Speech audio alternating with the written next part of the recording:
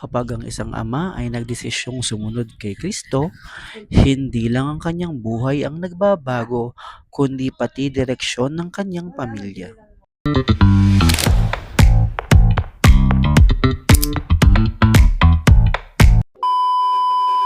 Pagkatapos ng lahat ng aralin tungkol sa pananampalataya at pagsunod sa Panginoon, napagpasyahan naming magkaroon ng water baptism sa Pilar bilang pampublikong pagpapahayag ng kanilang bagong buhay kay Kristo. Maaga pa nga lamang ay gumising na kami upang tumulong sa paghanda ng mga dadalhin sa beach.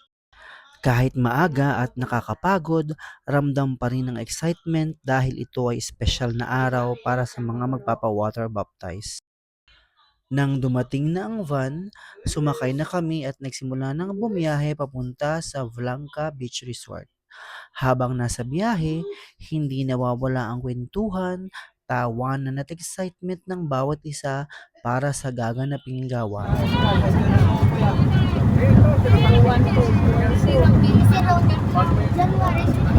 Pagdating namin sa Blanca Resort, sinimulan namin ang programa sa pamamagitan ng praise and worship upang ihanda ang aming puso sa presensya ng Diyos.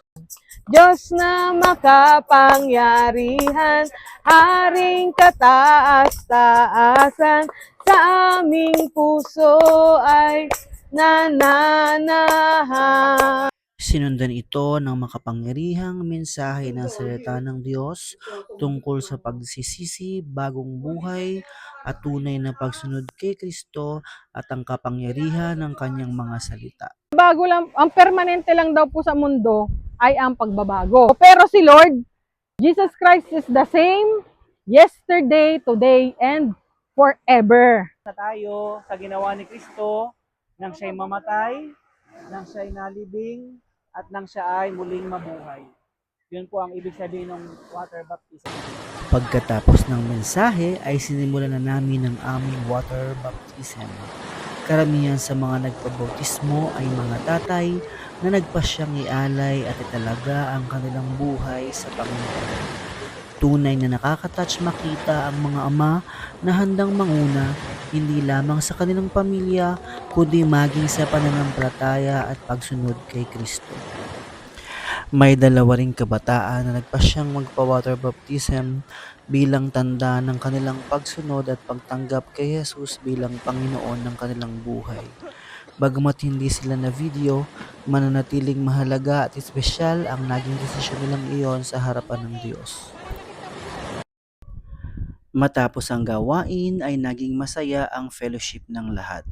Sama-samang kumain, nagkwentuhan, nagtawanan at naligo sa dagat habang nag-i-enjoy sa kabutihan ng Panginoon. Nagkaroon din kami ng simpleng moment ng aking asawang gumaganda araw-araw habang naglalakad-lakad sa tabi ng dagat. Pinapakinggan ang malakas na hampas ng alon at ini-enjoy ang malakas na simoy ng hangin. Kapag ang ama ay lumalapit sa Diyos, may pamilya ring unti-unting lumalapit kay Kristo.